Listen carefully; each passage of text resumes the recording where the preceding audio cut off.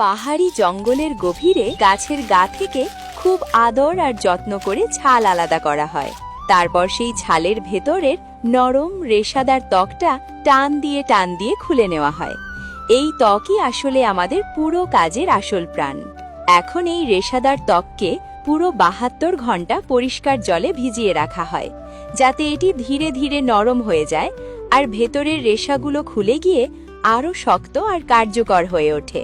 3 দিন পর দেখা যায় ভেজা ত্বকটি একদম সুন্দর করে ফুলে উঠেছে। তখন এটিকে পাতলা পাতলা অংশে ছিঁড়ে নেওয়া হয়। এর ওপর রাখা হয় একটু নরম তুলা আর কিছু শুকনো পাম্পাস ঘাসের পাতা।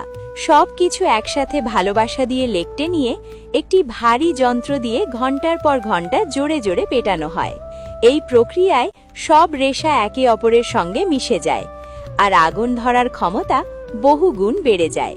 এরপর এই পুরো জিনিসটিকে রোদে ভালো করে শুকোতে দেওয়া হয়। অন্যদিকে কয়লার কিছু টুকরো খুব ভালো করে গুঁড়ো করে চালুনির সাহায্যে ছেঁকে নেওয়া হয়, যাতে পাওয়া যায় একেবারে মিহি আর নরম কালো পাউডার। একই সাথে ওখলিতে কর্পূর, রাল আর গ্লোবারের লবণ একসাথে ভালো করে কুটে নেওয়া হয়, যাতে এই মিশ্রণ দ্রুত উপযোগী হয়ে ওঠে আর আগুনকে স্থির রাখতে সাহায্য করে। এখন যখন কাঠের ত্বকটি রোদে শুকিয়ে একদম পাপড়ের মতো শক্ত হয়ে যায়, তখন তার ওপর গুঁড়ো করা উপকরণ আর কালো ছাই ভালো করে ছিটিয়ে দেওয়া হয়। এরপর একে ঠিক যেন ছোটবেলায় মা যেভাবে রুটি বেলে স্নেহ করে গুটিয়ে নিতেন, সেভাবেই সুন্দর করে রোল করা হয়। এই রোলটিকে কাগজে শক্ত করে মুড়ে একটি পাতলা বাঁশের ভেতরে ঢুকিয়ে দেওয়া হয়। উপরে লাগানো হয় কাঠের ঢাকনা। আর এইভাবেই প্রস্তুত হয়ে যায় আমাদের দেশি হোমমেড লাইটার। না দেশলাইয়ের ঝামেলা, না আগুন জ্বালানোর চিন্তা।